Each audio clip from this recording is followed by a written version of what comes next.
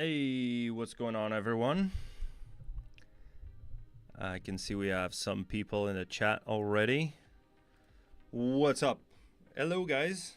It's me, Mario. No, I'm sorry. I'm not Mario. I'm Rodolfo. And welcome back to another The Proper Way. I know. I'm funny. I'm hilarious. So, welcome back. So, in this stream, as you guys probably know, we're going to do props. It's basically focused on props. And usually I have a hard time coming up with stuff that we can, you know, hello, that one 3D artist. You're the one. You're the one, man. The one 3D artist. So don't dodge bullets too much. So I always have a hard time coming up with what we're going to do. And I thought, because since that is a small little project that I've been doing on the side, that I was going to show you my workflow for creating a cannon. And I mean a gorgeous, at least I think, it's very gorgeous, I don't know, elaborate cannon. And I mean old cannons, you know, like they used to have those at forts and stuff. So let me switch here to my ZBrush. Let me just work that camera a little bit. There we go, much better, like that, so you can see my ugly mug. Can you guys hear me okay? Is the audio good? Like, can you guys hear the music, or is the music too loud? Like, just let me know. Is the music too loud? I don't know, my ZBrush project's still loading. Let me see. That one 3D artist has been busy for 3 decades. Yep. You guys can hear the music, right? And my voice together. Yeah, that's cool. Okay. I mean, the music is there mostly for me because I hate silence, as you probably know. My little ADHD does not cannot stand the silence. So let me show you what I have been working on a little bit here for Maxon. This is the low poly version, but what I wanted to show you is a little bit of my process on how I come up with can you see my face still? There you go. On these little props that I do. You can see we have a little bit of poly paint here, but it's mostly a cannon like this, right? And this has a lot of stuff going on. No music. That is strange. No music. It's weird. There should be music. We see the properties here. Device road. Oh, okay. It was just too quiet, right? Okay, maybe I'll just push it up a little bit if you guys want. If you guys don't want the music, it's fine. It's mostly just for me anyway. There we go. Okay, as long as you can hear my voice, I think it's fine. So yeah, what I've been doing is a little bit of a prop that I've done before, actually many times, like cannons and stuff, like for an ornamental kind of designs, you know. And to me, this is a good opportunity to catch up on a few techniques, including VDM brushes and how to create your own VDM brushes for ornaments, right? And a little bit of like some IMM. You can see that chain over there. It's actually that basically, and it has UVs, so you can actually texture that. And I have started texturing this actually, and I can show you here real quick in Substance Painter. It's just, I just started, right? So basically what I did is just assign a couple of smart materials. The wood is actually made a little bit from scratch, parts of it, right? But I'm going to retexture this from scratch. It's just for me to see what it looks like in the engine, right? This is a game ready asset already. And then you can see like the chains are all white, but that's basically because it's using a separate texture, which I'm going to be, it's this one, which I'm going to be making it actually 256 by 256, right? Because it's that one texture set just for a couple of the chain rings, right? So there's no need to have like a 4K in the engine. It's just more texture memory being used up. But everything else fits in 4K. And I was thinking also covering a little bit of the RGBA masking, texturing kind of workflow, which, you know, it's very, very common in the industry, especially if you're doing like big assets, right? So yeah, so let's start by figuring out exactly what we wanna start sculpting. So first of all, let me just pull up my little reference board here. There we go. There we go. And open the Canon. Where's the Canon? Oh Jesus, it's not here. Great. This is great. Let me see.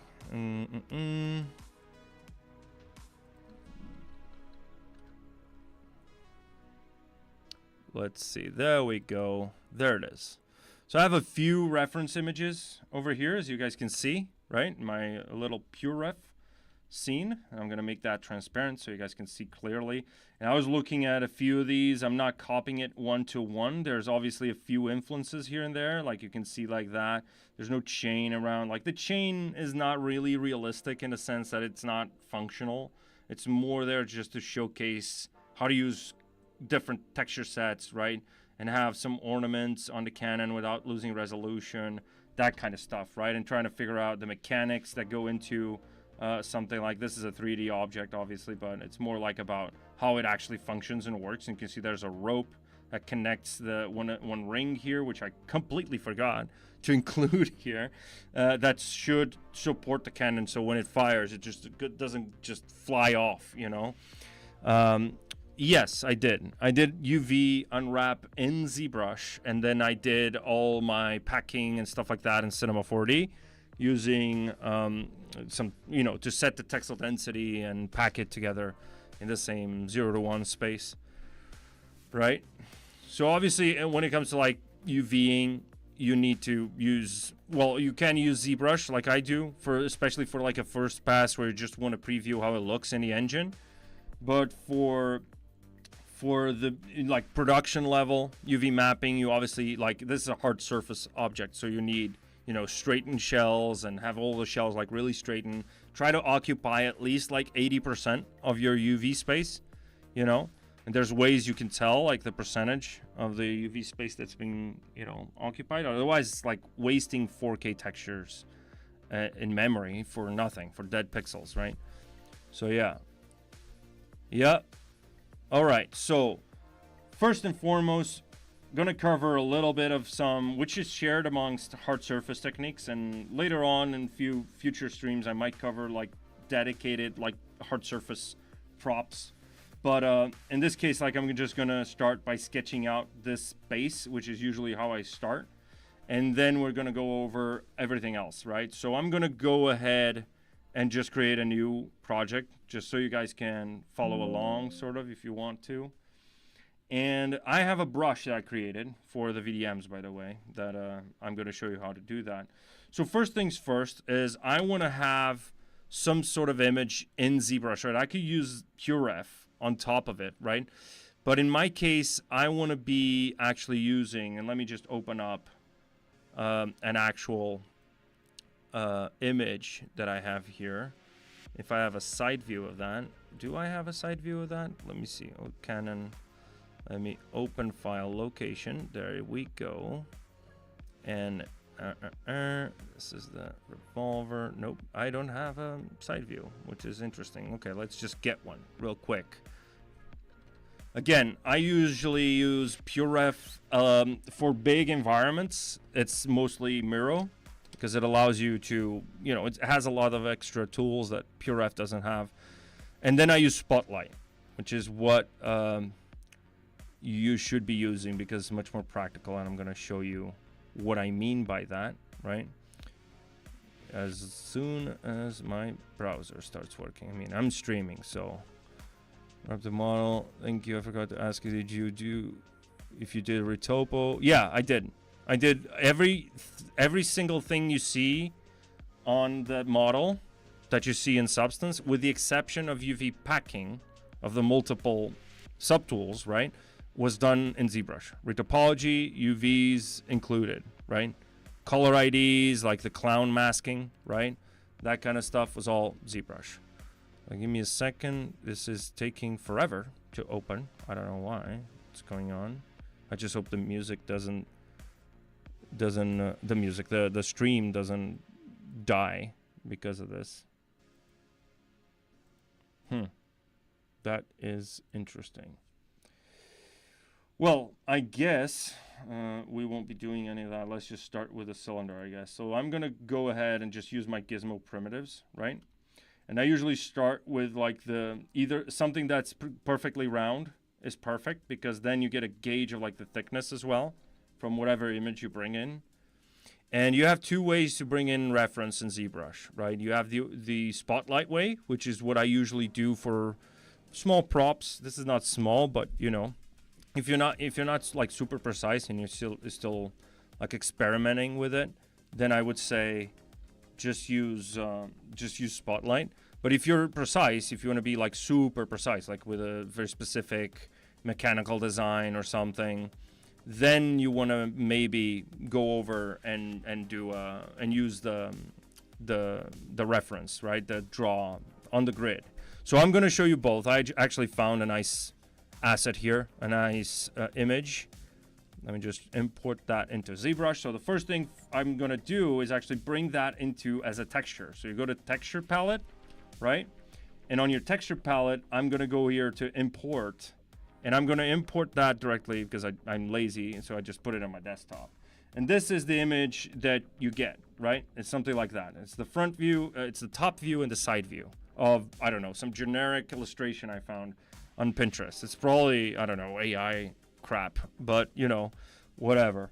So I'm going to go over and I'm going to show you first the orthographic way of bringing in reference. You have more, actually. I have actually a ton of them here on my Pinterest board, because sometimes I'm just scrolling on Pinterest, right, and just clicking on a bunch of references, and I'm like, oh yeah, this is cool, this is cool, this is cool, and then I forget to put it on my actual reference board. So yeah, let me just download this one as well, so I have some sort of extra detailed reference of the mechanics of it, which is really cool. I love this geeky stuff. So, all right. So first things first, I'm going to bring in my draw palette over here to the side, just so you guys can see what I'm doing. And what I'm going to do is I'm going to use my grid, my floor grid, as basically an image plane, right? So first thing is you want to go over here under this floor grid settings sub palette, right, in the draw palette. And there's, as you can see, the front to back, up, down, and left and right, like docking menus, kind of like, you know, sub palettes, as you might call it. And then you can actually import a map here, and it's usually going to feed it off from your textures, right? So that's why I imported it first here under the texture palette. So if I have an up and down image, which I do have in this case, I'm going to bring in this image. And now if I look at it, there's my image plane. And this is cool because what you can actually do, let me just use dynamic subdivision so it's not this ugly, and I'm going to restore my custom UI and bring that back again, just so I can use my hotkeys over here in my custom submenus. So I'm going to bring in that, I'm going to crease that, and I'm going to go and do a little bit of some smooth subdivisions just so you guys can see what I mean. And over here on our front and back sub palette, what we're going to do is we're going to go ahead over here and change this fill mode. And you can see basically our fill mode, if you hold control, is going to tell you fill mode 1 keeps the reference images at 25% opacity. This is useful if you're doing a lot of like stuff, you know, multiple objects, and you don't want that one object's blueprints covering up everything. So, but what I like to do is I go to fill mode 3, and fill mode 3, as you can see, unlocked a couple of these sliders. And you can see now that our mesh is actually kind of like semi-transparent, right? So now what I need to do is I want to rotate this image first, because this is not, you know, it's not you know, correctly aligned, right? So what I'm going to do is I'm going to go over here to, not elevation, sorry, this is going to be at 0. And I can project this on a mesh, first of all, right? This is interesting. And then, oops, a daisy. I need to have that in. This is the front and back. I'm in the wrong one. I'm in up and down. So you can see we have both here, right? So on the up and down, now that we have an image, we have the scale, which means we can scale that image, right? And I don't want to scale it too much because it is the same image, so it's matching the proportions, right? If this blueprint was drawn correctly in 2D, which means everything matches, right? Then I can use the same image as long as there's the same model together to make my reference sheet. So I'm gonna go over here and I'm gonna turn this. I'm gonna change this angle to be 90 degrees, right? So I'm gonna 90 degrees. And then I can do a vertical offset and a horizontal offset, which means I'm just moving the image back and forth, right? So I'm gonna go here, and you can see the fill mode now opened up the enhance factor, which means I can make this, like, as long as the model is in between that and the image, it's just gonna show me the silhouette if I push this enhance factor all the way up. And then you have the opacity of that enhance factor. I can make it like it's just the silhouette, as you can see that on that cylinder over there. If I just push this up, you only see like the silhouette, like the line of the silhouette, right? Which could be useful if you're just focused on the contour of things, which is sort of what we're doing. And now over here, what I want to do is I want to offset this, right? And you also have some modifiers here. So I'm going to offset this, actually not horizontally, but vertically, right? So I'm going to do this until it's like sort of in the middle. Sort of like that. So maybe 0.4, like an even value, right? And now on this side, actually, I don't want this to be front and back. So I'm going to turn this off. And I'm going to do the left and right. And I'm going to bring in the same image, right? So now I have this cylinder, right? And I don't want this Z, right? This Z plane over here, my floor grid. Remember, we're still using the floor grid.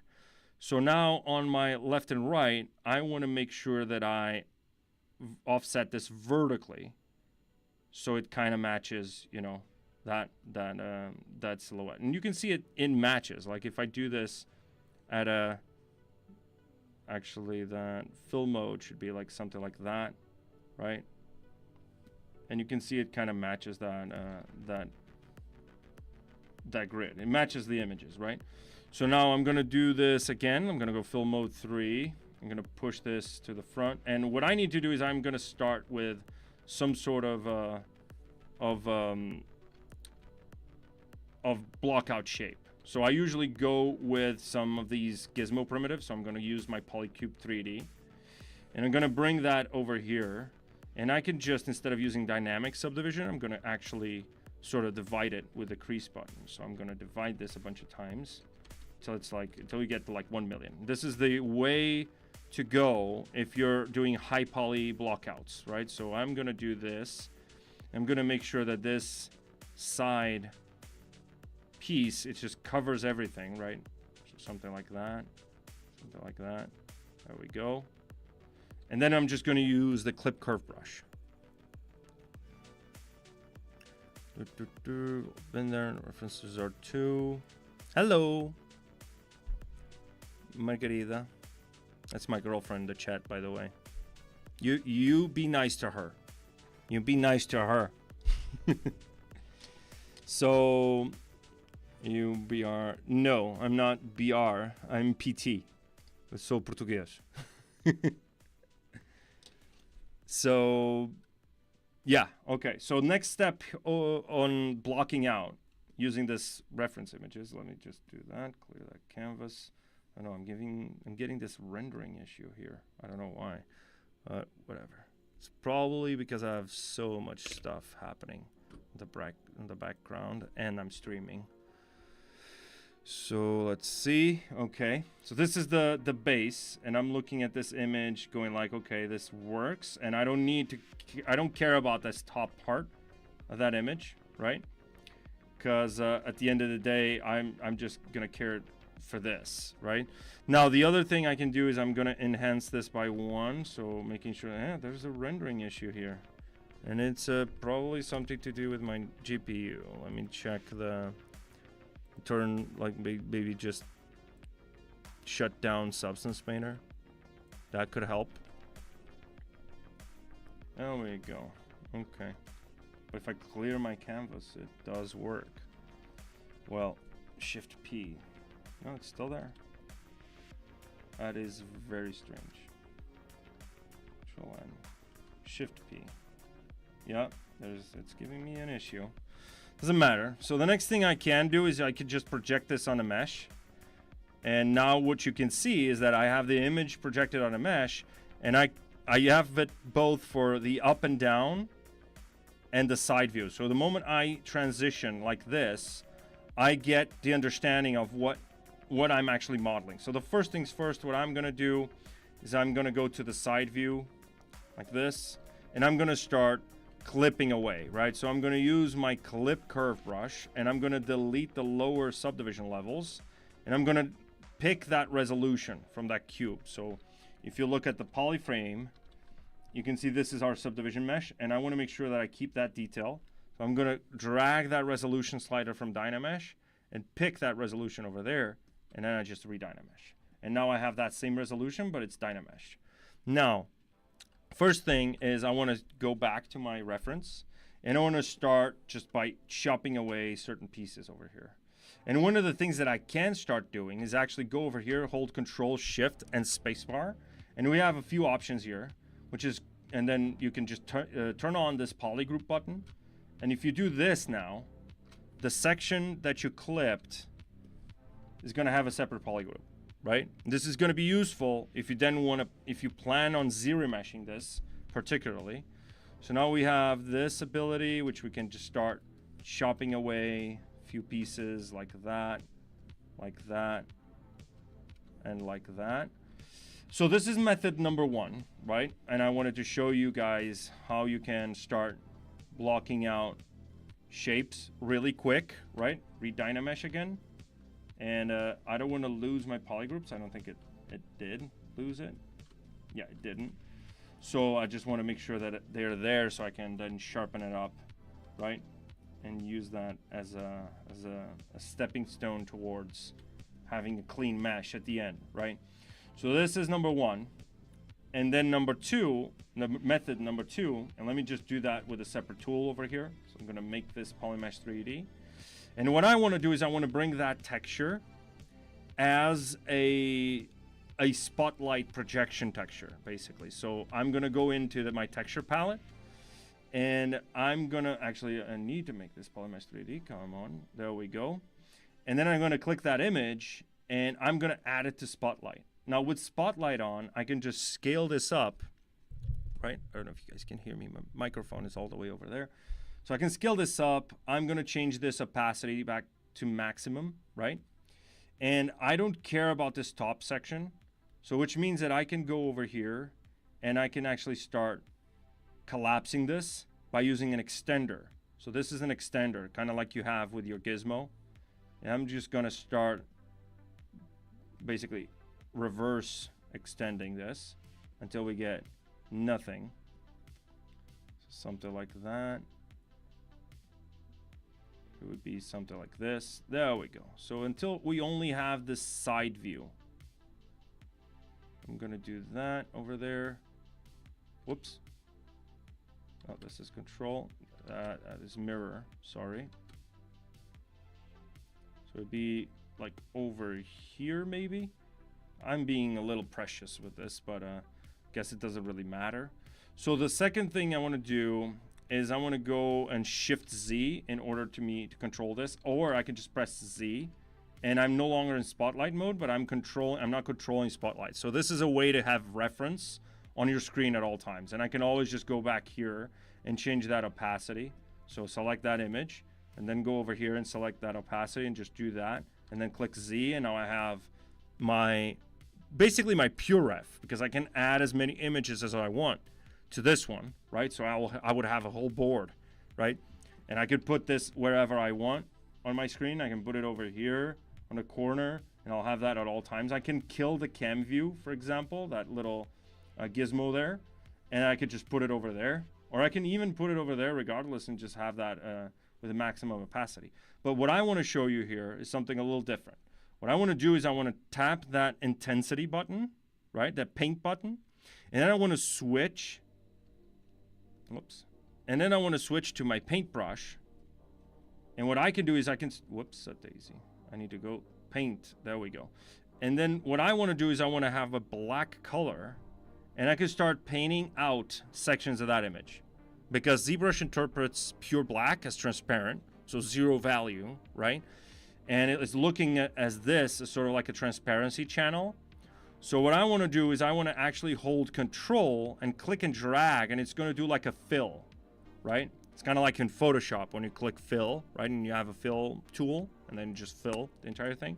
So the better the resolution of your image, the better result you're going to get. But to be honest, I don't really care because this is just reference. So I can just paint out a few of these sections over here, and I'm going to be fine. So I'm going to paint out the name of the artist, sorry, or Richard.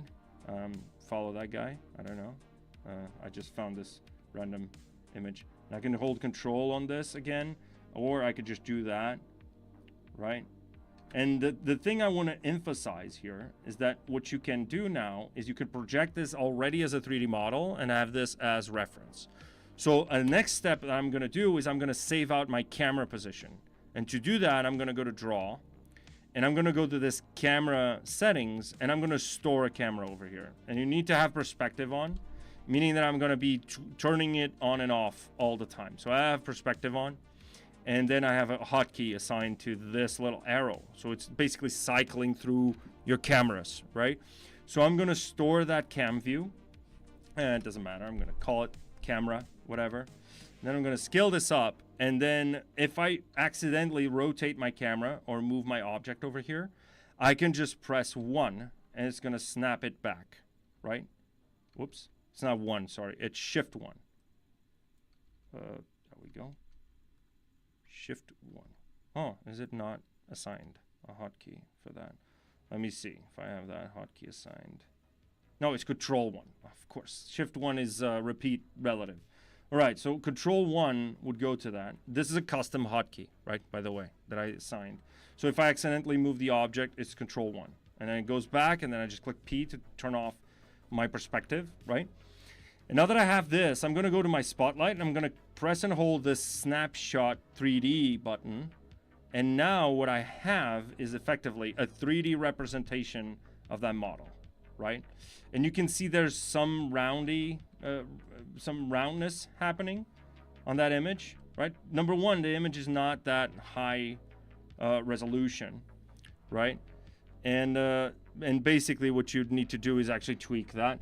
But I mean, it doesn't really matter for us because what we care about is actually just getting something there. So I'm going to go and press my perspective off, and I'm going to go with my paintbrush. And my paintbrush has spotlight projection. If you go to your brush, in your paintbrush, if you go to samples, this little thing, if it's turned on, it's projecting whatever's on spotlight onto that mesh. Meaning that I can project effectively the color information onto that mesh. So I'm going to do that real quick. So I'm going to do this.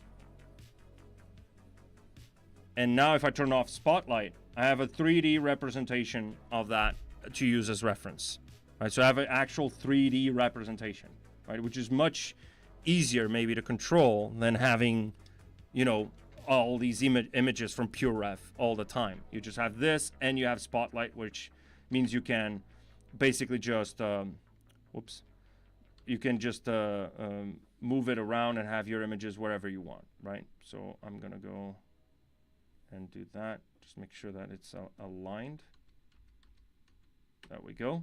And again, if you for some reason rotated your object, Control 1, and you're back checking 1-to-1 your reference, right?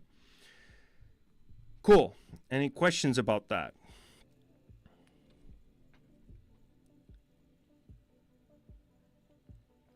That is wizardry. No, it's not. It's not. This is a Wingardium Leviosa level of spell making.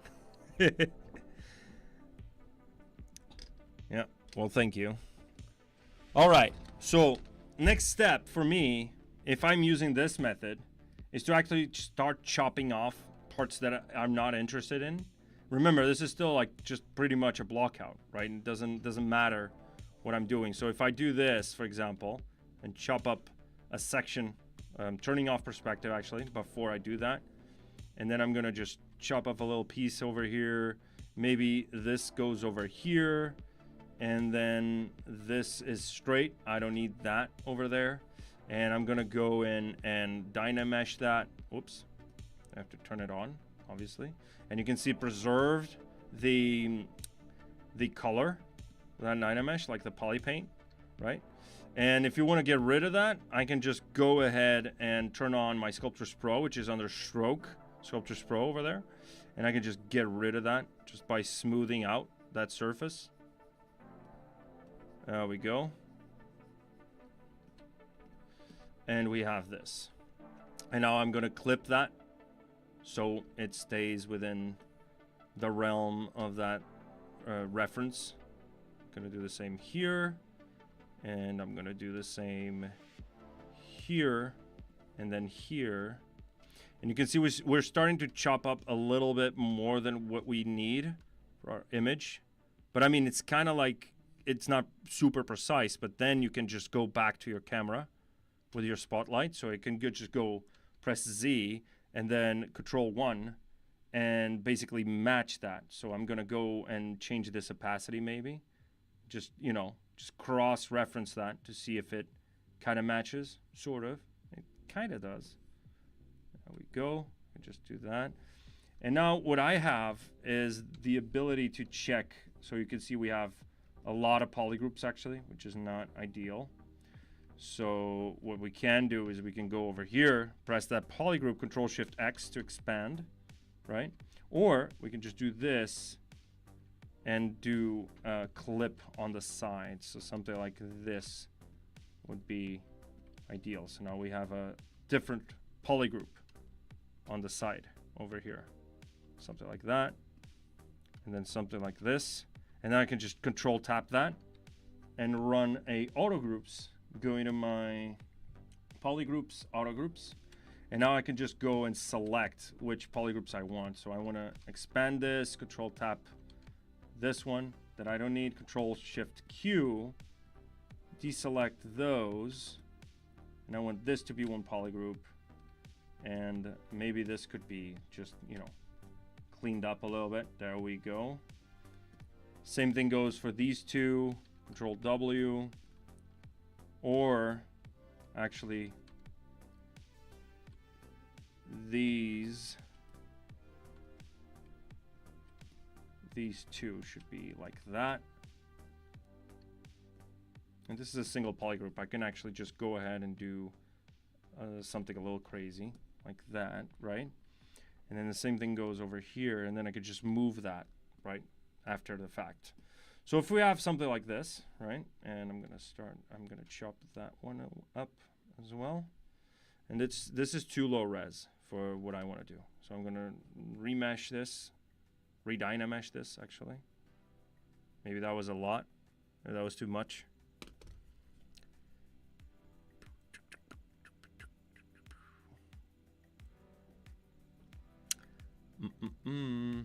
There we go.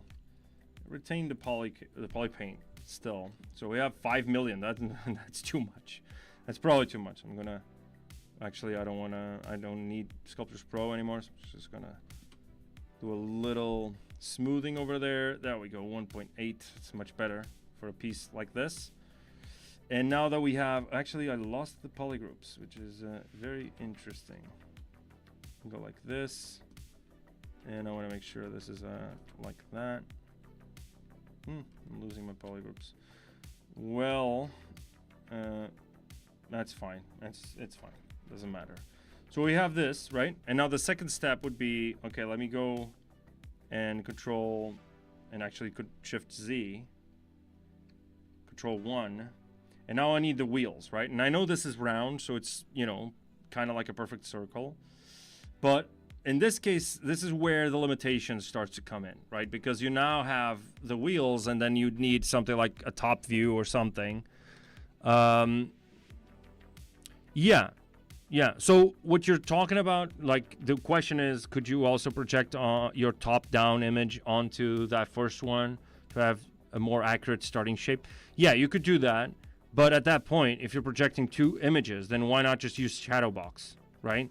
The shadow box, you can just bring in an image and just paint a mask on the side, on the top, on the back, and it just generates a mesh for you, right? So in my case, because I do like to start clean, low poly kind of like, you know, kind of workflows. And this is in the wrong orientation. Let me just go like this and flip this around and mess up my reference. But I guess we can just match this sort of. There we go. All right. And now what we need to do is go over here to our draw. And I'm gonna delete the camera and I'm gonna store it again. Yeah. P.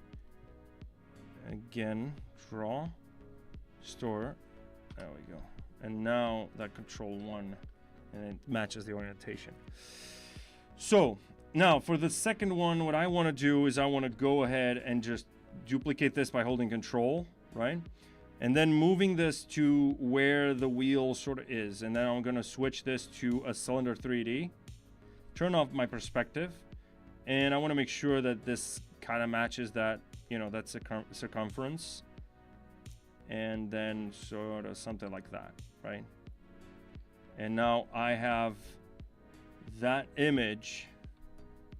That image, actually not the image, but the wheel kind of matches. And I'm going to split that, right? So if you can see, it's masked everything else. So I'm going to go Shift D and I'm going to split unmasked. So now it's a separate subtool. And in my subtool, I'm going to turn off the visibility on that. And I'm going to go to my dynamic subdivision. And I'm going to turn on dynamic. And I want to go to crease. And I want to crease by angle. And I want to crease by like 4. And smooth subdivisions are like 6, right? Now this is cool because now I like ZModeler, right? So I like to start blocking out ZModeler as well. So this is something else. And I also like array mesh, which means that I can start blocking out. I usually start, this is at an angle in the actual Canon, and you can see in the reference, right? But I usually like to start straight because it's easier to snap the camera onto, right? But you could just say, okay, let's start at an angle. So let's say the reference says it's something like this, right?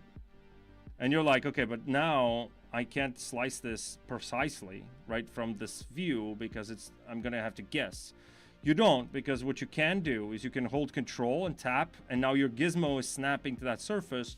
And not only that, it is actually snapping to wherever point you're pointing towards. So if I want the gizmo to be here and then snap it to this point, for example, now I know that that gizmo is facing the normal, right? So now what I can do is I can hold shift and tap that little arrow, and now my camera is facing that, right?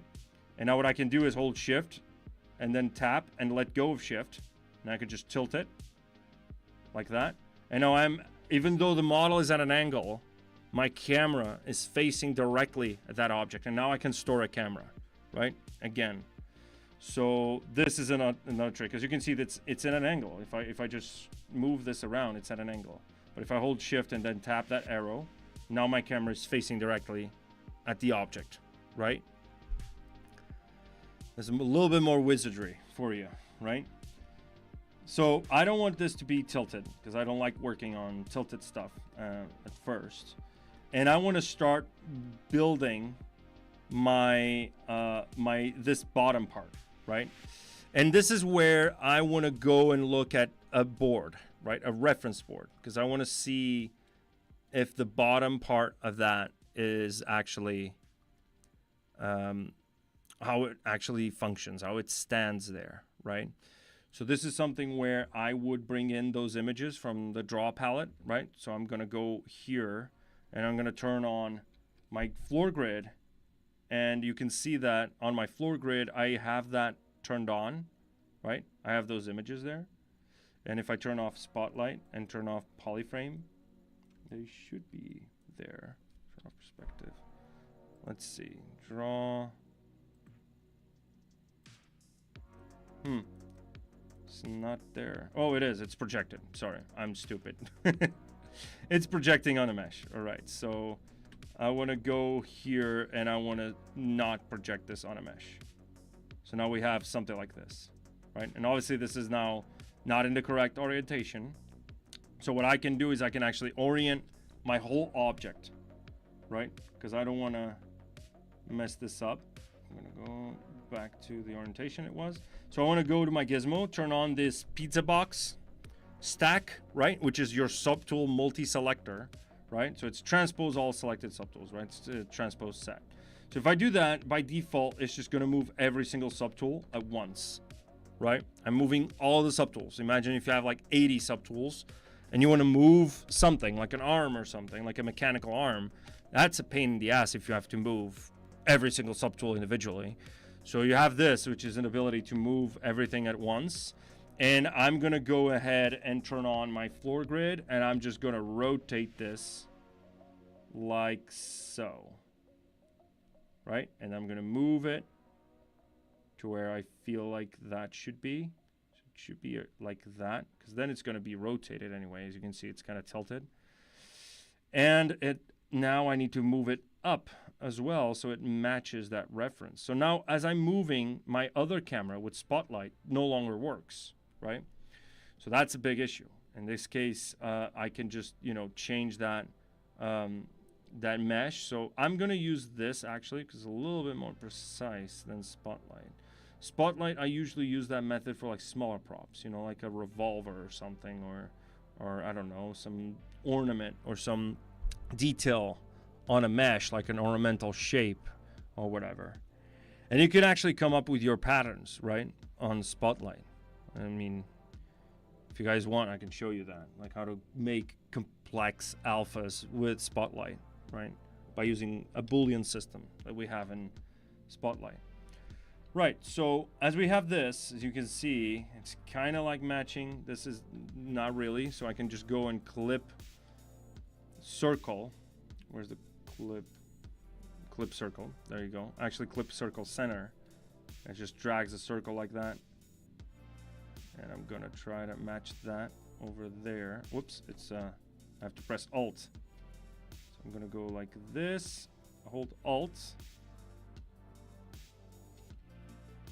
And there we go. So it kind of matches that. And I'm gonna go back to my clip curve, making sure that I have this properly, I can turn off my poly paint just to not confuse myself with a shape, etc. And again, as I have this, you can see it's kind of like freeform because you're using Dynamesh. And you could use the knife curve brush as well, right?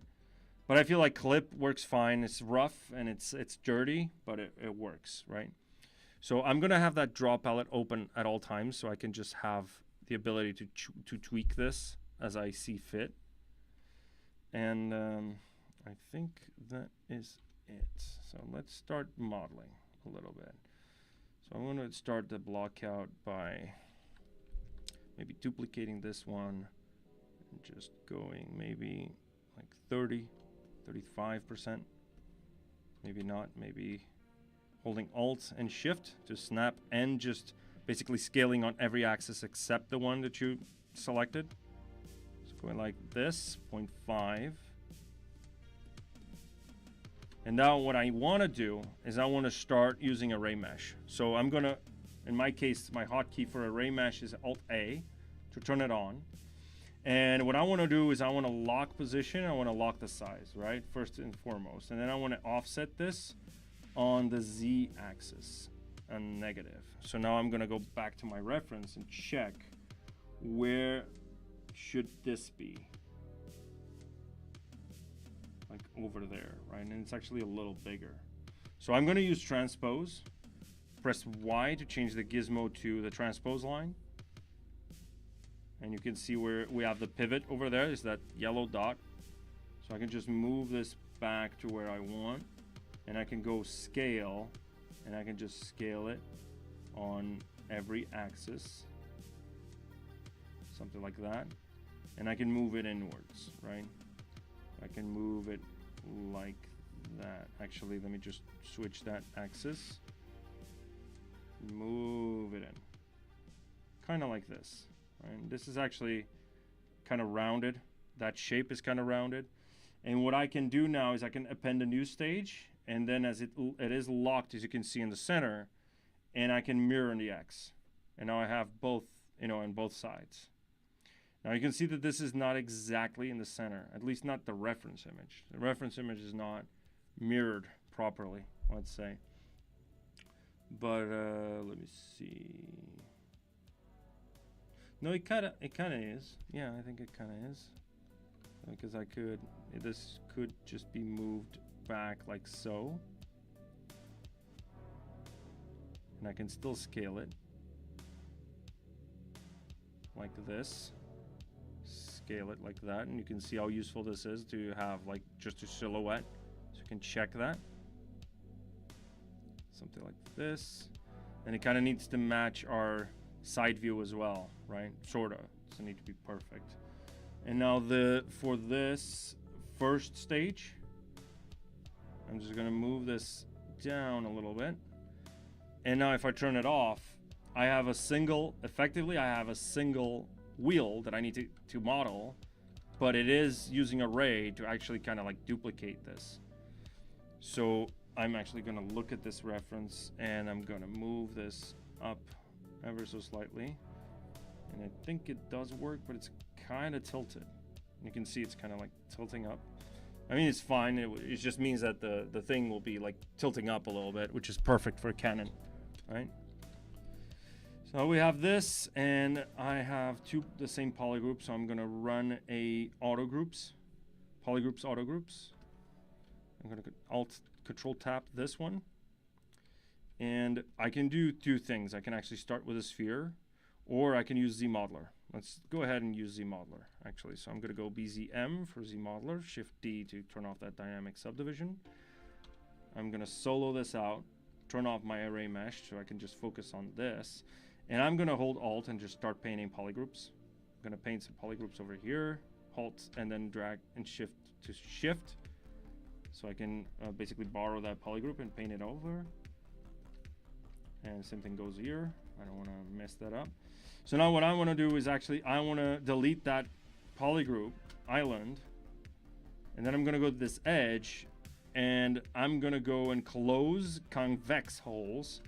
And I'm gonna choose something like, I don't know, some round corners. So if I do this, now I can drag to the left and right to change my curvature, and up and down to change the resolution. So I can do stuff like this, for example, which would give me a weird result, but I guess with dynamic on, I can have a nice preview of that. I actually wanna try the circle one. So I'm gonna do circle. It's just pushing that up.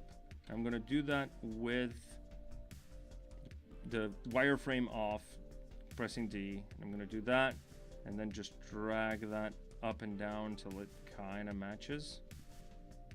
There we go. And now, as you can see, it's different, and it has different polygroups. I don't want that, so I'm gonna actually, whoops, turn that off. And I wanna deselect that, Control W, and there we go. So now what I can do is I can hold Control. Actually, I'm gonna go like this to mask it, flip it over. And then I'm gonna hold Alt just to scale this up, scale this down manually. Doesn't need to be perfect, again. And I'm just trying to match, you know, that little dildo from the top view, you know. So I'm gonna do this like that. Push it down, and there we go. And now if I do this, this is kind of like the result that I'm getting, right? So I can also do the same thing for this. I can also just go ahead with my array mesh. I can even copy this second stage. So I'm gonna go press copy, and over here, turn it on, lock position, lock size, and then reset and paste. And now we have both. I can just model one, and it's gonna do both sides, right? Which is pretty neat. So I can move this over here, which is more akin to where it would be, and that gizmo can go over here, and now I can just do the little matching trick. So it'd be something like this, right? It's actually a pretty small Canon if you think about it.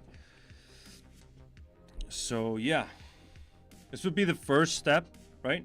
And I like the few of these patterns over here that I see on my pure ref. So you can see like I got inspiration from this one to get that little curvature on the bottom, right? And then with the wooden section. So I'm gonna actually still model them on the flat. And then what I can do is I can go over to the top and I can go to subtool, insert a new, I don't know, Cube 3D or something, and then just start doing the same thing over here, like that. And then I can just use mirror, symmetry, I'm sorry, and then just go over here to my clip curve brush and just start clipping like so. Like so. Actually, this needs to be dynameshed, so apologies for that. Whoops. Is this why is this masked? Huh, I have no idea. Okay, whatever. Shift P and dynamesh.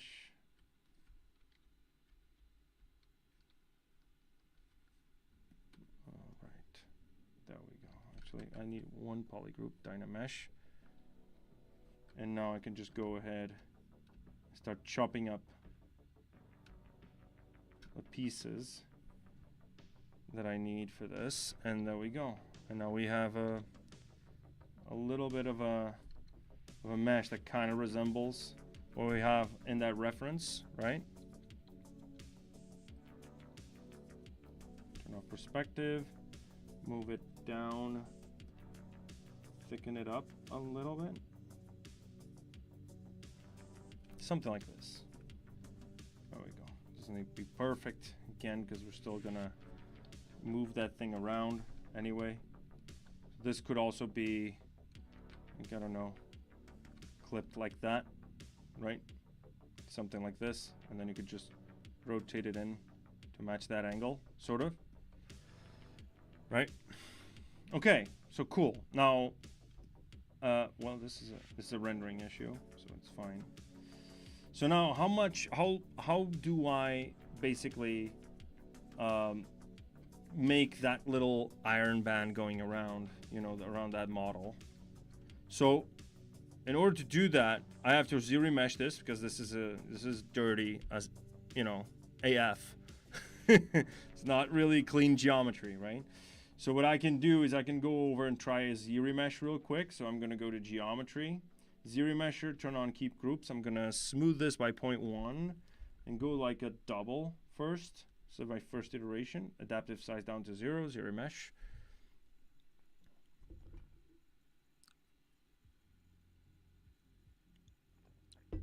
Any day. There we go. And now I want to start going it and doing it by half. Now we have a few stray polygroups, and if you get an error, it's probably because you have some sort of non-manifold. So if you check, you can see there's one face with multiple references on the same vertex. So you could just click fix mesh and it will fix it for you. Now, what we have at this point is some very, very weird geometry right over here. This is because I wasn't high enough. Like my resolution wasn't high enough. Not me. I don't get high. Okay. So let me just go ahead and dynamesh this one more time to a higher resolution and actually retain the polygroups now. That's weird. So what I can do now is I can go over to my Z plugin, go to polygroup it, and click that plugin. It's going to open up, and I hope it doesn't crash because it uses the GPU, and I'm streaming. So, okay. Let me just move this. There we go. And I want to make sure that this is nice and full screen. And now I'm using my polygroup it plugin in order to just have basically a polygroup on each side that's clean, right? And then I'm gonna just press OK, right? And you can see what's going on here. So what I can also do is I can go over here and then just go to this side, right? And I can go to polygroups. Whoops. And then just go group front. It's gonna group based on my camera. Is it group front, group visible? No, group visible is different. It's group front. So, but I need an angle to this. So I'm gonna go. Was it group? No, it was a masking thing. That's right. So I'm gonna go to masking. Mask by, where was that? Jesus, I probably used this thing. Mask by draft. There you go. So if I go mask by draft, I'm getting, I need an angle here. Draft angle of 1. Mask by draft.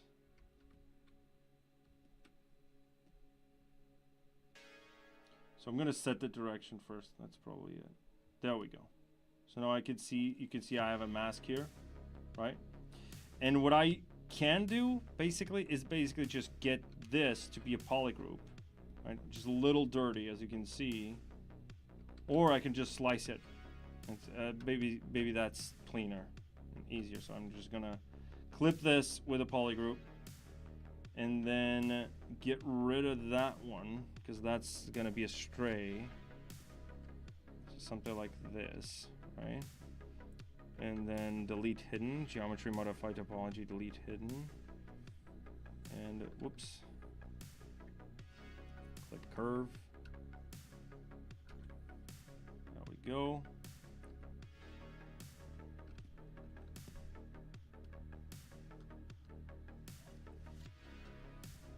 There we go. And I think that's it. I'm gonna push this over here just to make sure that those are kind of compressed. Right, there we go. And I want to make sure that this is also sliced properly, or clipped. Not clipped, actually. I want to slice this. Slice curve like that. So now I have 2 separate polygroups over there, and these 2 are going to be like that, and I'm going to slice this on the bottom. Now we have nice polygroups, right? You can see over here, if I turn off the line, some polygroups for each of that. So I'm going to do the same here. Like this. Or actually, something like that.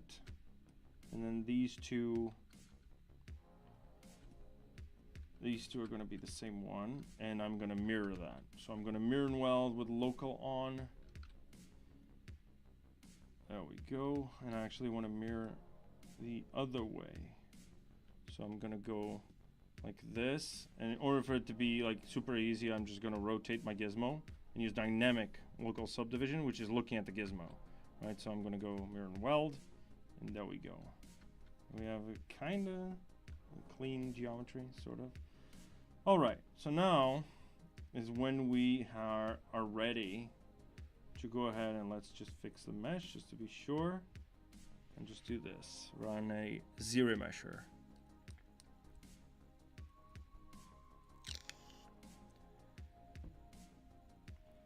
Do you guys have any questions about these? I know I'm going a little bit faster because, again, like all my streams, I get caught up explaining the features and then I'm like, you know, where's the model? You know what I mean? So let's see if this ZRemesh doesn't crash my my machine, because it's doing a lot of polygrouping. There we go. And it gives you a pretty good first result, actually. Because again, the slicing was clean. So there's obviously a little bit of those issues over there, which actually I could just get rid of this, to be honest. I could just do, you know, I could just mask this off and just go like this and just get rid of that, like so, right? And then I can just have that as a single polygroup. There we go. And now I can just dynamesh this again. There we go. And then I can use live booleans for that, actually, right? Should be much better. This is what I did in the other project. So now that I did this, I'm going to do it again, like the ZRemesher by half. Error. Again, giving you weird non-manifold geometry. It has 102 edges that are shared by more than 2 polygons. It's probably that area over there, right? So first and foremost, let me just save my project. All right, I'm gonna go ZB, let me just go into my own folder here, and I'm gonna ZB stream drops.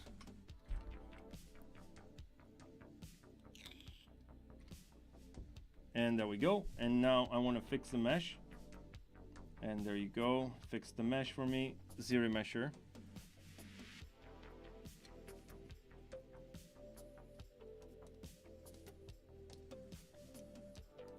Just wait a little bit for it to hopefully not die on me.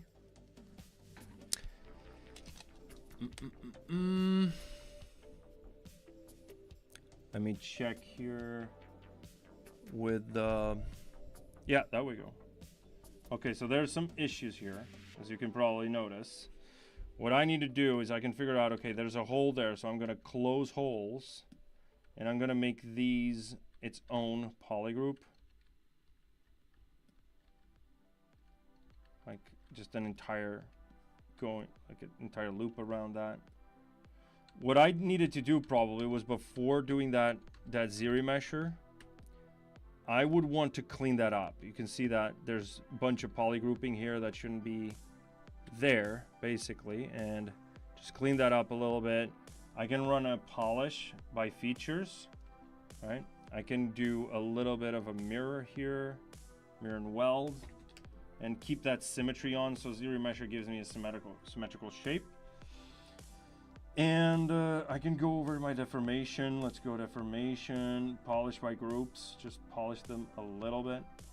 So it at least gives us some sort of like, let me just turn on that open circle. There we go. A little bit more. So basically what ZRemesher is also doing when you turn on that smooth groups, right? So because it wasn't high enough, let me just fix the mesh.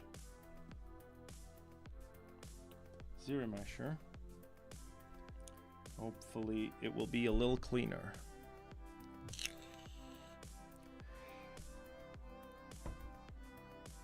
And then we can just go by half. There we go. There's issues there for some reason. There's some weirdness happening over here, as you can see, right? So I'm gonna go to ZModeler, and I'm gonna start collapsing a few edges. So I'm gonna collapse that, collapse that, collapse that, collapse that one, that one, that one, and that one, and collapse that edge.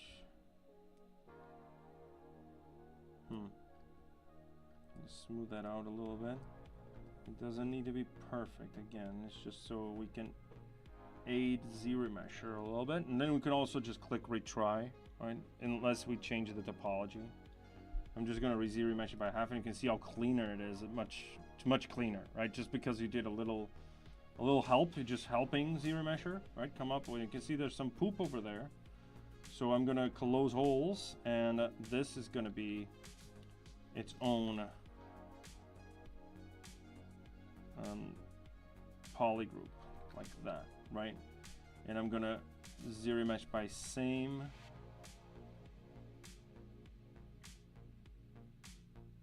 There we go. Much cleaner.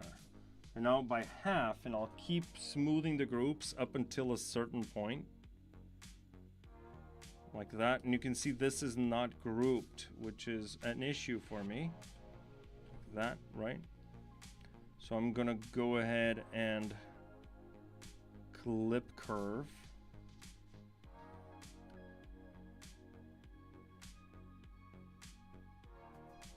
Whoops, no symmetry. And clip curve. There we go. And then ZRemesh by half again. I turned off symmetry. Forgot to turn it on. I'm gonna do a little bit of a stronger smooth groups. There we go. And now I'm gonna kill off the smoothing groups, and I'm just gonna keep remeshing it by half. Right? Something like this. So I get a sort of clean mesh that's quadded. and make sure that this is flat like that, right? And then ZRemesh it by the same, so it gets even cleaner, right? So if you're helping ZRemesher get to the best result, like you need to help it a little bit, right? Because it's not like it's gonna guess what you wanna, what result you want. So we have something like this, which still has the array mesh, and I'm gonna go dynamic again, 6, increase level by 4, and I'm gonna increase PG, increase those polygroups, and I can actually go much lower on this because it's gonna be wood anyway. And there we go. Now, since we're low poly and we have some basically some poly groups, what I can do is I can just run a UV master on this and, you know, come up with a pattern from surface noise. Now, for this top section here, all I need to do is go over here, flip that selection, and I could do this in low poly, in a high poly as well, right? Deselect that, and then I just want to make sure that I want to split hidden. Go to subtool split hidden, and then Control Z to get that back. And now I have a separate subtool over there. That's clean mesh, right? So what I need now is I can actually go with my dynamics subdivision, turn it on, turn on some thickness. The offset should be going out, maybe not 100%, maybe like 60. And I don't want that smooth subdivision. I don't need any smooth subdivisions. I can just do this. And I can do this post subdivisions or, you know, before subdivisions. And let me see, I'm gonna do a little bit of smoothness so it smooths out those edges, right? And now we have the ability, let me just do actually a couple of smooth things. I'm gonna do a little bit of that, and there we go.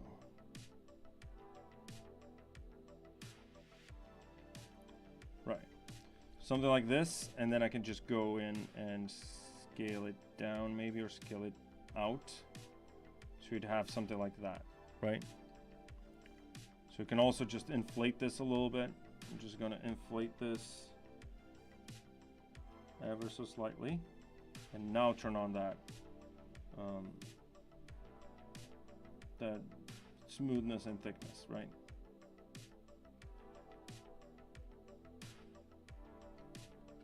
I'm gonna turn off my creasing, so uncrease all. So get a little bit of a rounded edge over there, and you can see we have a few weird polygrouping happening here. So, and you can see why this is giving me that weird topology. So what I can do now is I can go over here and ZRemesh this again by the same, keeping groups and smoothing them out just a little bit. And you can see it basically gives me that. You see that rounded bottom part? There we go. That's exactly what I want, and I want this by half actually. So something like this, right? And now with thickness on, we have that, right? And let me just go ahead and tweak that thickness a little bit. Maybe add a couple of segments. Like that. And I want this offset to not be 100% like this. Okay. Now the next step for me is to actually come up with the cannon itself, which is, you know, the holy grail of the piece. So I'm gonna go like this, go to cylinder 3D, scale it up, and now I need to match not only my reference, because my reference doesn't have a cannon. So I'm gonna go like this, and I'm just gonna guess sort of like how would this work. So it'd be something like that, maybe like this, right? And I want to crease this like so, and split that. Split unmasked points, and this doesn't need any dynamics because it's dynameshed. So something like this, and then maybe in my block out already, I can start already telling it, hey, I want a little bit of a half a sphere happening here. So I'm going to go polygroup flat island with my ZModeler brush. Just whoops, flat island actually, and let's go like that. There we go. And now this I can do now a couple of things. I can insert not polyloop, sorry. I need to go to edge, insert edge loop, multiple edge loops, and I can have interactive elevation, which means I can do this and then just do that and keep adding to this, right? But because we have a pole, right, this is not ideal. So it looks kind of weird actually. Let's go over here, turn that. Let's actually delete this. That's the best way to go about it. So deleting that and going here to bevel, not bevel, sorry, close spline, and then just do sort of like a perfect circle like that. There we go. Like increase all, increase PG, increase angle, and now increase level 4, smooth subdivisions of 6, and we have a recreation, or at least a base block out for our shapes, right? Now, for this little beast, which is what we should be focusing on next few steps, is I want to use my deformer. So what I want to do is I want to taper this. Maybe I want to taper it like that, right? And then I can basically change that exponent, and I can also taper this out a little bit. So I can do weird curvatures like that. So it'd be something simple like this, right? Be something like this. And now, in order for me to start basically creating some details around this, now the next step would be to actually make this cannon barrel thing. I'm going to use ZModeler for that, so I'm going to inset polygroup island, inset it like that, and I'm going to use my presets actually. So I have QMesh polygroup island, and there we go, and then I can just do that and drag it all the way back, and then just drag it a little bit more, and there we go. And now if I increase PG, we have something like this, right? Now, next step is to actually either use some curve, which I used IMM curves to create the rings around that this cannon thing. So what I can do actually is what I usually do is before I even do this hollow kind of thing, I'm going to duplicate my model, and this one I'm going to use as a base, right? So I'm going to apply those dynamic subdivisions, delete lower, Control W, and this is just going to be a base for me to start slicing, right? And I could do this in multiple ways. I can just go over here, for example, go slice curve, Control Shift Spacebar, and go B radius. So now the radius of my brush is actually going to be doing a slice like that. See? So I'm going to turn off my topology because I don't need it. And I can start slicing little rings around it, right? Like that, and then like that. And then like this, maybe I want another ring over there. And this would have like your ornaments around it and whatever. And now what I can do is I can either use panel loops, I can retopology, I can do ZRemesher, I can, I don't know, make some an IMM curve brush and then just frame it around those polygroups, right? And in my case, I actually want this over here, but it's going to go around it, right? Or you could just extract this, clean it up, ZRemesh it, and then just use it as a low poly thing if you're into like, you know, low poly subdivision kind of workflow and ZModeler. Now, this is one way to go about it, right? Where you can just go over here to edge loop, go panel loops, and you have those loops over there. So I can go and maybe I want to go ahead and add some more thickness, maybe 0.05 is fine. If I add panel loops, you can see now I have a few rings, and I can just go like this. Whoops. I can go and select those rings alone. Or, and you can see how a ring is kind of like sitting around that, right? And you can see it's actually touching that surface because the actual panel, like this inner face, is the original face, right? And we didn't even need retopology. It's just giving you those panel loops, right? And it's high poly. And the fact is that if I turn on my topology, you can see it is pretty clean. It's giving me some clean geometry actually, right?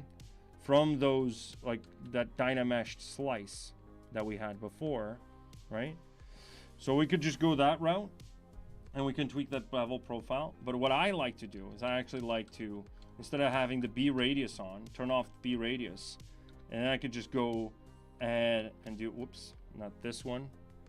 Go slice, turn off B radius, there we go. And I can just start slicing the sections that I want those rings to be. So I want one of these here, and I want another over here, let's say, right? Actually, I want another over here, like matching that. So then this would have your, like the turning things, right? Like the supports. And now what I can do is I can just select or mask. So I'm gonna mask the ones I want. I want these three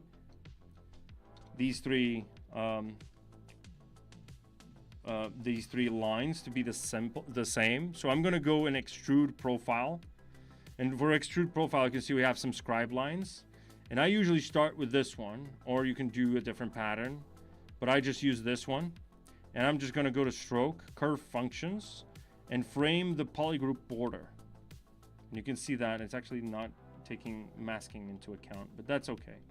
We can just go over here and then select the size. Let's go a little small, and this tap, and now you can see we have some rings going around that cannon, right? So now we can just go ahead and go masking, not masking, sorry, subtool, split unmask points, and there you have it. You have your cannon rings. Now, obviously, this one is a little too low poly for my taste, and it's probably because the curve itself is not as high poly as it should be. So I'm going to actually tap that one, because that one I don't care. And now I'm going to basically go to subtool, split unmask points, and that one, this one actually, is the one I don't care. So I'm going to delete this one. This one I care about, so I'm gonna delete as well. I want to delete this ring because I don't want that to be the same. Delete hidden, and there we go. And now we have some cool cannon rings going around our mesh, right?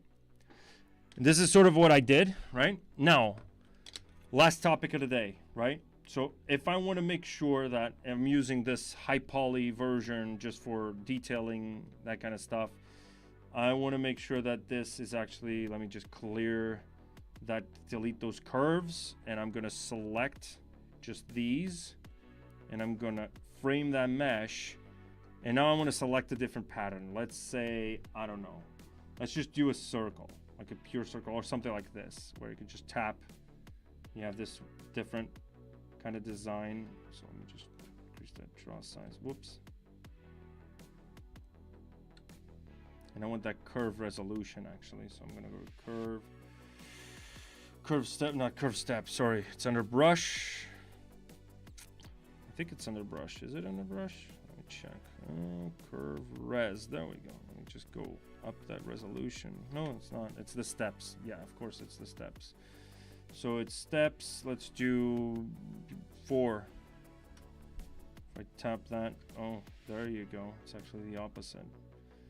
Let's do the stepping, needs to be 0.1, so it's a 1/10 of that. But now it doesn't go all the way.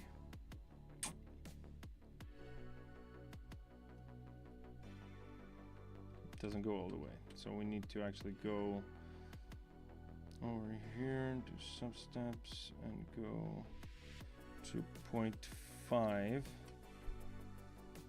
Oh, it just doesn't go all the way for some reason. 0.5. Let's see.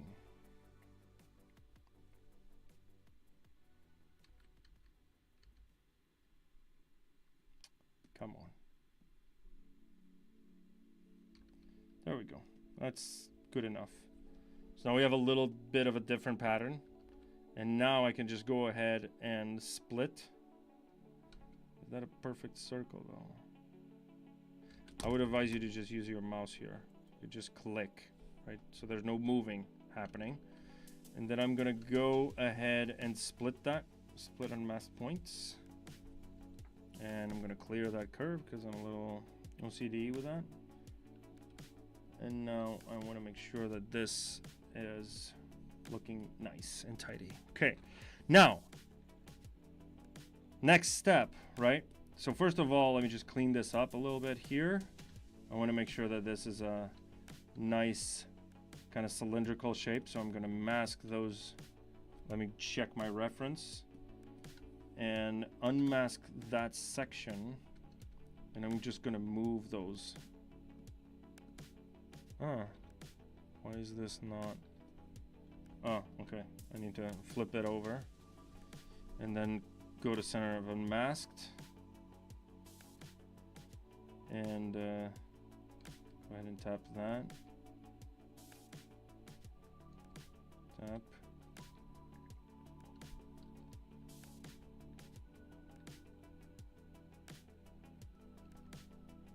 Just move it up.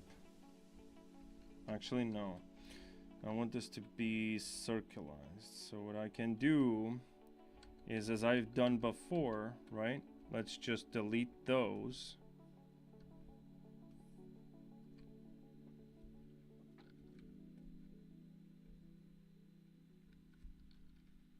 Right. Let's just delete those. Go delete hidden. Right, that's perfect. Shift D. And I want to start bridging this. So ZModeler. And I want to bridge edges. So I'm going to bridge this. And I can do the same over here, same over here, same over here. And now I'm going to go insert an edge loop, a multiple edge loop thing. Keep polygroup, and I just want to change that elevation. And I can do this with the dynamic on. So I can actually match that curvature a little bit better. So it'd be something like that. Right? It's a little weird looking. Whoops. It should be.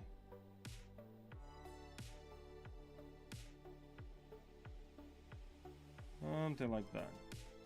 Right? So now we have a little bit of that roundness. It's not perfect, but still. And now what we can do is we can start playing around with some live booleans, right? So I'm going to insert a cube there. So I'm going to go to my IMM brush IMM primitives. And on this primitives, I'm just going to select an insert cylinder and just insert one over there, right? Like right there in the middle. And I'm going to split this. Split on mask points. And I'm going to make sure that this gets big enough to match that. So it would be something like this, right? Or actually more like that. So you'd have this cylinder going in there, right? It'd be something like this, where it's just supporting the cannon. And I can also, now that we think of it, I'm gonna delete this, and I'm gonna go and move this with the pizza box. all of that and just move them sort of like that, right? Something like this. Just to make sure that it's a little higher. Yeah, something like that. And now I don't want this one to be seen. I want that one for sure. I want to have it dynamic subdivision on that. And now we want this to be our kind of like preset for those, for that section, right? So we can actually go over here and mess around with this. Let me just scale that up like that. Make it sit over there so it's more even. And then we can just control tap that one and just move it up ever so slightly.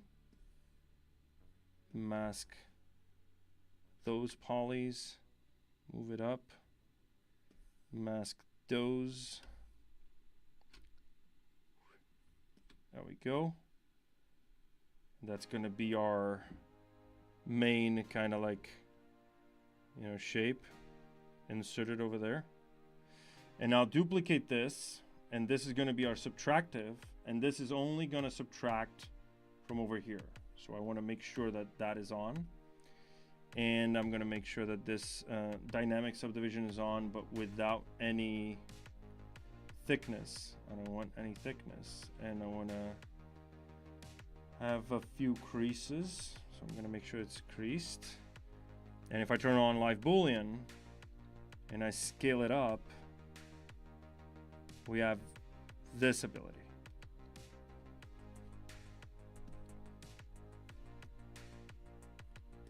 Huh, there's a little cylinder over there, just sitting over there. That's very, very weird. Okay, I must have pressed with the IMM. So let me just go ahead and do some auto masking, auto groups, I'm sorry. And then just do that. And go delete hidden. Yeah, that should be, let's go to dynamic, turn off thickness. Crease, and there we go. Now crease level of like, I don't know, 2. And this should be actually something like that, right? Now, VDMs, right? Let's talk VDMs. So VDM brushes are basically your alpha collection brushes, like a multi-alpha brush. But your multi-alpha brush doesn't have undercuts. That means that basically a VDM, let me just go ahead and open up a new tool. Let me just actually switch this to like the Sphere 3D and just make Polymesh 3D. So if you go to your scribe brushes, not scribe, sorry, chisel brushes, this is what a VDM looks like. So it's an alpha that has that 3D. And that means if I draw this on the surface, you can see it has undercutting. Actually, let me just divide this a bunch of times. It has some undercutting. Like an alpha usually is like a displacement, right? It's up and down. But a VDM is basically going in and having like, it's a vector displacement. So it has like orientation of the normal kind of thing. So in order to create one, you actually have to start from plane 3D. And you can't really change the topology of your brush, right?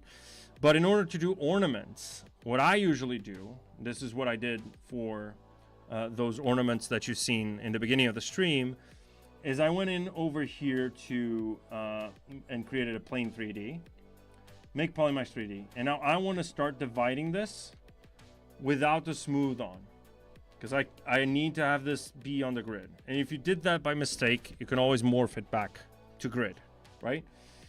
So I'm going to start dividing this until I get to, I don't know, like 1,000,000.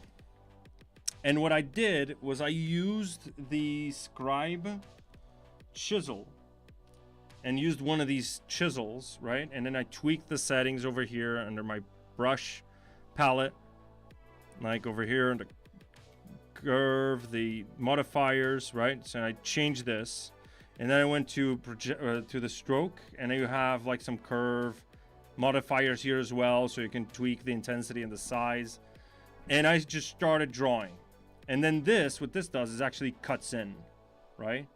And since this allows you to have undercuts, and to be honest, it doesn't really matter, because if you're doing like ornaments and stuff, you usually don't want a lot of undercuts, you know? So yeah, in order to do like holes and like arches and stuff, you're not going to use a VDM anyway.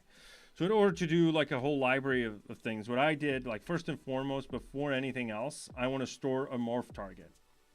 Right? This is important, as you'll see later. So because if I have a morph target stored and I do a stroke like this, and then I tap outside, if I do another stroke like that, and then I do that, you can see it's not going over that. It's looking at the morph target. And the moment you stored the morph target, it was a flat plane, right? So if you didn't have the morph target stored, and if you, let's just delete that morph target, and if I did this, and then tapped outside to confirm, and then I did this again with Alt on, you can see it's just going over that. And this works with scribe lining, by the way, for hard surface. If you want to start doing, I don't know, some scribe, and start scribing some patterns, like, you know, this is not the scribe, I'm sorry. The chisel brush, that's right. So if I want to use this chisel brush and I want to start cutting some panel lines, and I then go and cut like this, you can see like it's just colliding with that. But if I store a morph target and I do this and then I do that, you can see it just goes in nicely because it's only pushing the vertexes looking at the original mesh that you stored the morph target on. So you have to imagine that ZBrush, when you're doing a stroke, it's looking at this state. So it's pushing these vertices that amount of offset, right? That amount of displacement. And so this is why I usually store a morph target, right? So you can also start designing like your own kind of like, you know, floral kind of designs or whatever, you know. So you can do this, and then you can add to that. You can add that like the wrap mode. So if you want to do a tileable texture, for example, you use like in surface noise or whatever, you can go over here to create, and then curve, and then turn on that wrap mode. And if I start doing this now, this is what's happening, right? So I'm doing my own little patterns and designs, so I can go a little crazier with this and go like that. And it's still looking at that morph target, as you can see. I'm just designing patterns, infinitely looking, look at that, abstract art. It's beautiful, right? Perfect. So what I want to do in this case is I want to use my chisel brush, my scribe chisel brush. That's what I mean. It's because it's both names, it gets me confused every time. And I can use different tips. So I can do something like this design over here. Maybe have it be a little thicker and just Alt tap that curve. And you have a little design like that. And then you could just go and do that. And you're doing like your own like ornamental shapes and designs, right? Yeah. And then as you do this, give me a second.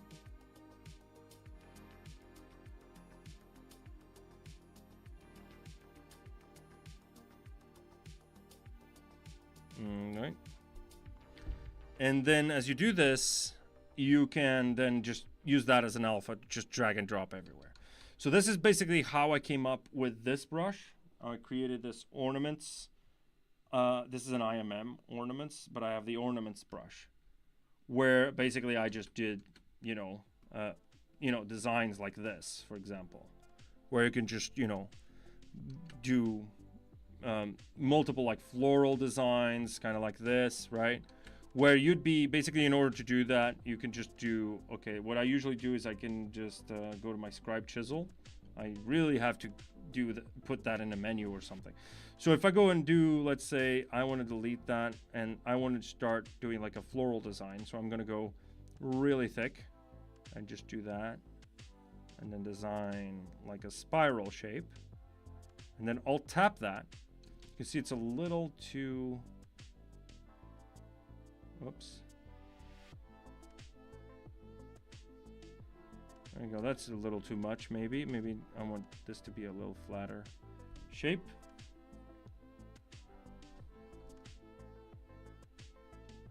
something like this. And what I also want is, in order for this to work, I don't want any like fat tips on the bottom there. So I can go ahead and go to stroke and go to this curve fall off, and then just do something like this. And then if I do that, no, it's not this. What was it? Was this it? Something here maybe. No, it was this. That's strange.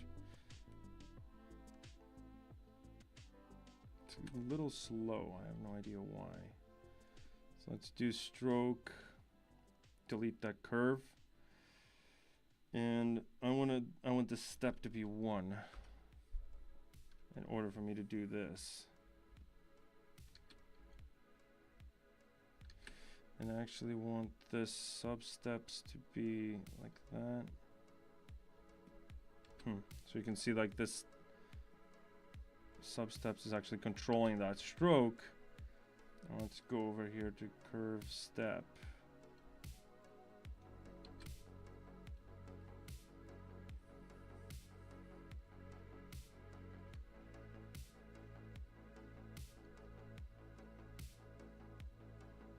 There we go. Much nicer. So I can keep moving this. You can do stuff like going into itself. Kind of like that, right? And I actually prefer this one. And I can go to my stroke, and under curve functions, I can smooth that curve. And I can tap it. Should have a detail kind of like this, which is kind of weird. Looks kind of like poop. So I'm gonna just delete that. And this one, and what I'm gonna do is I'm gonna design. Actually, let me do this like that.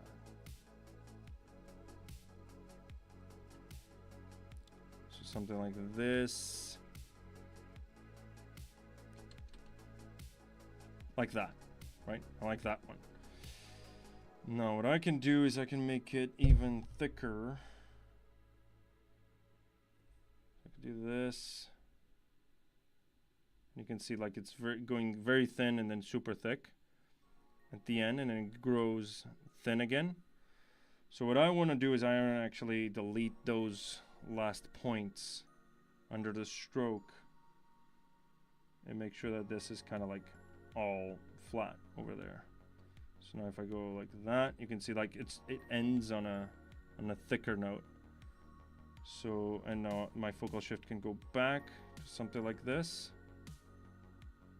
and I can start this like that and then alt tap this. That still doesn't work for me. Let me do maybe just a little bit like that. There you'd have it. So imagine something like this, and then you just tap outside, and you still have the morph target, meaning that you can do inner strokes like that. And obviously now we need to sort of reset this. Focal shift down to 0. That one down, and then this one would go like that. Then we have like this little floral tip, and you can also just reduce that intensity so it's not as intense, right? Something like that. And then you can do the same thing over here, like another floral design, right? And you can do like stuff like this, right? You can also do like outwards. Just design your own floral patterns. I can just do it a little bigger like that, right? Just design those. Actually, let me just go back. It should have been like that.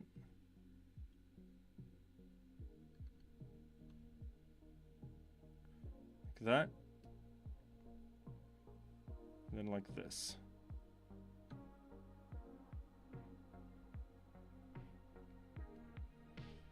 So you can start having, like, I don't know, you can look at patterns online and just try to, you know, basically try to make them as you see it online. Like, you know, in architecture designs and stuff like that. So you can go like this.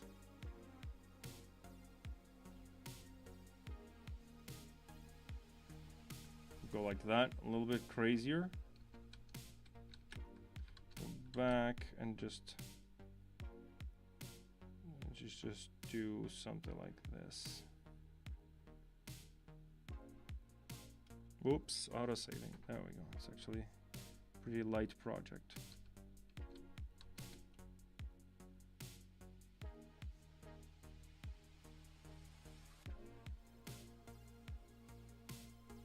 Should be something like this, let's say. You can move those to make it a little smoother. Right? And let's say you have this design and like, okay, I need to soften up this a little bit and make more of like a tip over there. Maybe a little thinner. Maybe like that, right? And then maybe keep that stroke going. Actually, let's take a look at this before we even do. So it'd be something like that. And you can sculpt on top of this, not like you can't do it, right? So if you have that design, and now you're like, okay, I want to make this an alpha, right? What you want to do is you want to go to another like VDM brush, like your chisel brush, Chisel 3D. And you want to go over here and click Create Multi-Alpha Brush. And it's going to create, you can see a 3D pattern, and that's because you can have undercutting. So let's say, in this case, I want to have some undercutting. So I'm going to go Damien Standard, and I can start with a lazy mouse, just chiseling away at that, so to make it. And this is something I do go over with my sculpting brushes, like just a little bit more of that lazy radius, just go like that, just to fix that curvature a little bit. And again, remember that you still have your morph target, meaning that you can still basically morph back to, I like using the smooth directional just so I can keep that curvature kind of consistent. You can see that I'm just doing little curved strokes, and then I can just go like that, and then curve stroke with the smooth directional just to fix that a little bit. Very low intensity.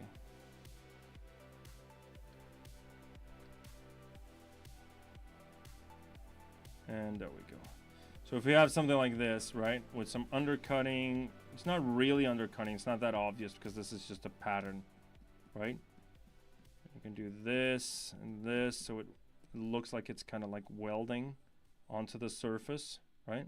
Like that. See? And now if you do that and you do Chisel 3D, you can see like we have this, and now we can just go ahead and create multi-alpha. And it's just looking at your subtools, by the way. So it's just updating that tool. And now if I drag and drop, this is what you'll see, right? It's just a pattern.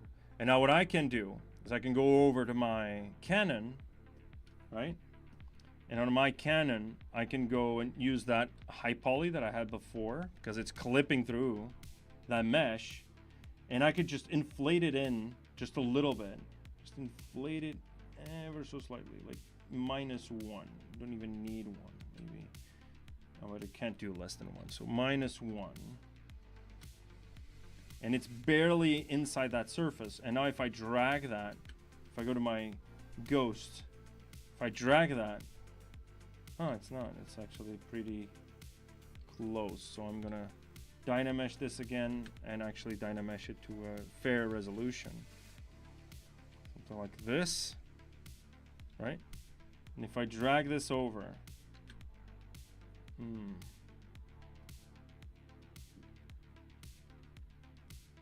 why is it not? Huh, it's live Boolean. Why is it Booleaning that thing? So I'm gonna go to subtool, let's see what is happening over here. Oh, it's, yeah, because it's not visible, right? So live Boolean has a hard time with that. So I can do like a mirror thing so that I can just, you know, design a pattern like that. I can go over and around a mesh because I know this is kind of like symmetrical, right? And hi, new people on the chat. So if we go over here to under my transform and I'm going to use the Z axis as a radial symmetry counter, I can do like crazy floral designs like that. See that? It just goes around. This was just with one brush, right? You can start designing that, and then you can go with your smooth directional just to blend it a little bit, right? Something like that. And then you get your designs, right? Basically, this is what it is. And then I can go, I have a few of them here in my ornament brush. And I have like this one, which is perfect. I can just go ahead and draw it in the center. I mean, just use my symmetry, but in this case, I want to X without radial, without that pattern. So I can go a little bit crazier with this, but maybe not too crazy because this is already, I need this to be a little higher in terms of resolution. So I can go maybe like that. Also, another good idea is to store a morph target before you do any of this. So I'm going to go back and I want to make sure that this is like, you know, at a fairly high resolution. I just smooth that out a little bit. There we go. We have 5 million polygons. So if that's not enough, then I don't know what is. And we want to make sure I want to draw this design. So you can see now I can even just clip through, and especially if I have a morph target. So if I go ahead and do a morph target, now we can't dynamesh, by the way. Once you store a morph target, you can change the topological order. Because then what you're doing is you want to do, let's say, a design like this, but you have a little pattern, and I want to make sure that they kind of match. So maybe something like that, right? With a little bit of double cutting. And now that I have this design, what I can do is I can go over with my previous design and start basically going, actually the other brush that I just created with you guys. So let me just go to the chisel 3D. And now I want to do that, that radial kind of pattern thing. So I want to do it maybe like 16. And I can start, and you can see it's just clipping through that. I can go a little bit crazier on this, right?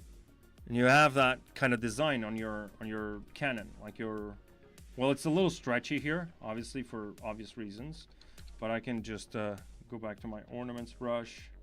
This is ornaments IMM with a lion that I sculpted. It's gonna go a little crazy. Look at all those lions. It's like this lion shape I sculpted. And then let me see. Oh, it's going to my ornaments, and I'm going to use that ornament. And I want to make sure that this is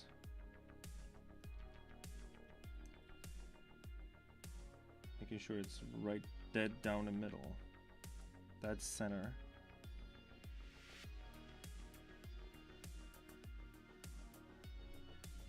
Should be something like this, so it's less stretchy. And then with this or something else, I can just go ahead and do like the Z radial symmetry thing. And if we just do like a pattern like this, and then maybe, or maybe instead of that, we could just have like a floral kind of design to it. See that? Something like this. Right? With such highly detailed patterns, how can we preserve them in a lower resolution? You don't need to preserve them. It's going to be baked. So you're going to have that as a normal map. If you're doing a game asset, that's what I would do. if you want to preserve that curvature and stuff, I would just do your UVs first, project those details, subdivide it, and then decimate with keep UVs on. And then you have a very high, very dense mesh that has the original UVs and it has that elevation, right, for those patterns. It depends what your target is, I guess. If you're targeting film, then probably that would be a better way to go. But if you're targeting games, then you don't need all of that detail. It's going to be seen as kind of like blend. Again, let's see if this doesn't crash. Let me just save this, so I don't lose all my work, and then I can pull my hair off.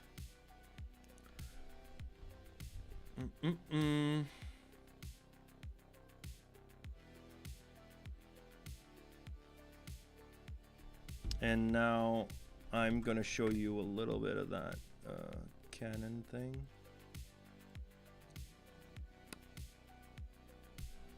There we go. So this is the same technique, same workflow, and you can see that it's grabbing that as normal maps.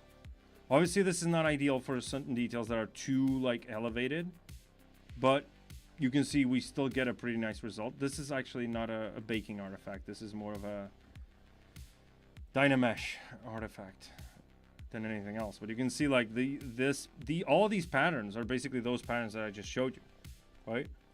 They're just, you know, spread around and sculpted. And this is in substance, obviously, but it starts here sculpturally, right? So we can do like, I don't know, like a pattern like this. Or that. Or maybe I would want to actually do this pattern or that pattern. Like that, for example, right? And then this.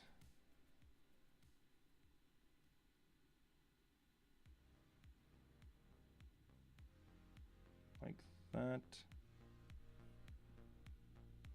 Should get a nice cool little pattern over there, right? And then you have to keep in mind this is a mesh that's underneath it, right? So yeah, I think we're going over time already, but I mean, I was having fun. So yeah, so this is like the basic. Obviously then for this, if you want to start previewing this, I would just go Z plugin. Like very quickly run a UV master with polygroups. Just run it, right? There's like 15 polygroups. Why is there 15? Like what? Okay, let's just clean this up a little bit. There it is. Okay, so we can just do this, and then just this could be a single other polygroup, and then just go Z plugin. Unwrap. There should be 3. There you go. That's 3 polygroups. And now that we have this, I'm gonna go and flatten this. I'm gonna look at those shells, and I'm gonna try to straighten them as much as I can. Whoops. Obviously this is not gonna be perfect. You know, this is not ideal at all, especially for, you know, a hard surface kind of look, right? This is too skewed and wonky. But what you can do is with the morph, actually, you can go over here and you can aid it a little bit. So let's unflatten this. Nope, not morph target, sorry. UV map, and I want to morph UVs. And I want to go over here. Let's try this actually. Brush, move brush. And we're going to start pushing this to be a little bit like straighter. Obviously this is not going to be perfect, right? So we can do that. We can go move topological and just go 1. It's just moving one of those. It's move topological actually, so it doesn't work. So I'm going to move that. Yeah, so we need to make this sort of work with our, it's just for preview's sake. We're going to do a final UVs after. Something like this. I don't know why this. And then if you click morph, it's going to skew those UVs, and then I'm going to add some surface noise. And we do have a noise plugin with some wooden patterns And I want to press OK, add some strength, turn down that mix, basic noise, and I want to rotate that angle. I don't know why, maybe not the Y. And the X, there we go.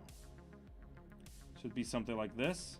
Or you could just grab a texture, just to take a look at how it looks at the end. So it'd be something like 90 degrees. And then just grab an alpha. I'll just grab an alpha. Just really quick. From my Megascans library. Just download surface wood board. Doesn't matter though. It's just a displacement. There we go. And now I want to turn this off. I want to use my UVs. And I'm going to start changing that scale a little bit and that strength, right? And then I can mix this noise a little bit, and I can mix it like that on the minimum, and I can scale that noise actually. Can I scale that noise? No, I can't. Whatever. So yeah, this would be just like a preview of that. You know, and then I could just press this, and I don't want to mix any noise actually. Yeah, just so you get a picture of what it's gonna look like, right? Should be something like this, right? So yeah, this is a very basic block out, and I was talking a lot. But if you guys have any questions, you guys know where to find me on socials, right? And you can ask me. I'll try to reply as fast as I can. Obviously, a little busy, Maxon, right? But yeah. Do you guys have any questions? It's already like 8:15 here, p.m. And I need to go cook some dinner.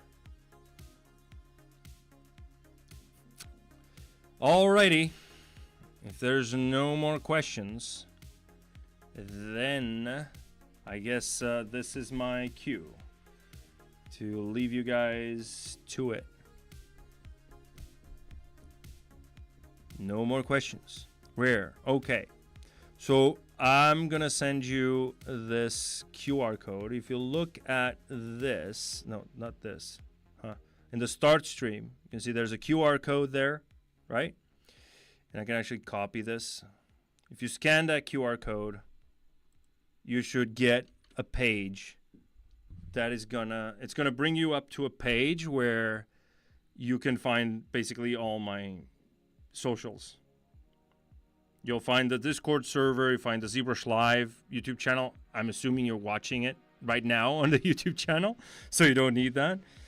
And you also have my ArtStation and YouTube channel. You have some articles that I wrote for the rookies, and yeah, and all of that. My Instagram as well. So yeah, if you want to follow up on those, I just copy that, and I'm just gonna put it up on the screen here. I think it's just easier. There you go.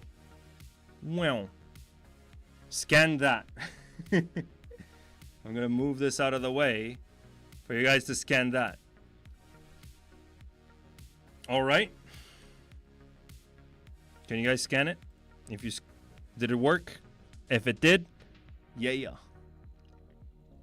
All right, guys. So thank you so much for being a part of this and keeping me company while I showcase a few ZBrush tips and tricks and how to start off your props, right? And again, as always, this is Rodolfo Silva with Maxon, and I'll see you in a little while. Thank you so much for tuning in, and I'll see you in the next one. Bye.